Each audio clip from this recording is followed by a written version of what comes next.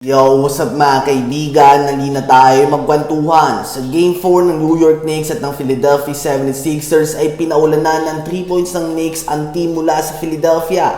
Nagtala sila ng franchise best 25 3-pointers made. Kaya naman hindi na nga nakapagtataka na talagang tinambakan nila ng husto si Embiid at ang Sixers. Natapos nga ang game sa score na 144-114. Umabot pa nga ang kanilang biggest lead sa 44 points. Hindi na kinailangan ng mga starters na maglaro ng maraming minuto dahil sa laki ng tambak nila hanggang sa tuluyan na nga nilang winalis ang Sixers sa series na ito. Ngayon ang tanong sa Sixers ay what's next o ano na ba ang kasunod dito ngayong winalis sila ng New York Knicks? Well, mapapakamot na lamang ang kanilang ulo dito ang kanilang management. Dahil papasok pa lang nga ang max na kontrata ni Embiid. Next season ay sasahod na nga si Embiid ng 58 million. Sa sunod na season ay may sahod na siya ng 62.6 million at aakyat pa nga ito sa 67.2 million sa huling taon ng kanyang kontrata. So napakalaki nga niyan mga kaibigan. At sa sitwasyon ni Embiid ngayon, wala nga duda na massive overpay na ito. Mahusay pa din nga ang former MVP at kaya niya pa din nga nabigyan ka ng 30 points and 10 rebounds. Subalit hirap nga siyang makapaglaro ng 50 games sa isang season. At tiyak nga na mas mahihirapan lang siya sa mga susunod na taon dahil tumatanda na din siya.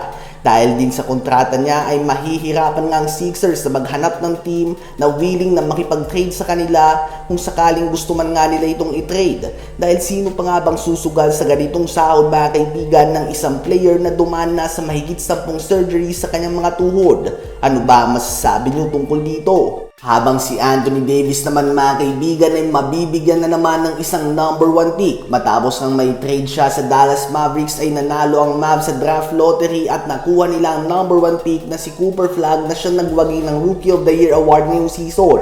Ngunit dahil sa dami nga ng kanyang injuries ay trinade ng Mavs si AD patungo sa Washington Wizards. At ngayon naman ay Wizards naman nga nagwagi sa draft lottery at mapupunta sa kanila ang number 1 pick sa NBA draft ngayong Hunyo. Inaasahan na kukunin ng Wizards ang college superstar AJ Jabansa na isang solid wing player. Kaya naman next season ay may projected starting 5 sila ni Trae Young, Keyshawn George, AJ Jabansa, Anthony Davis at Alexander Starr. Solid nga yan mga kaibigan na starting 5 na may kakayahan na pumuntos at pahirapan na pumuntos ang kabilang team.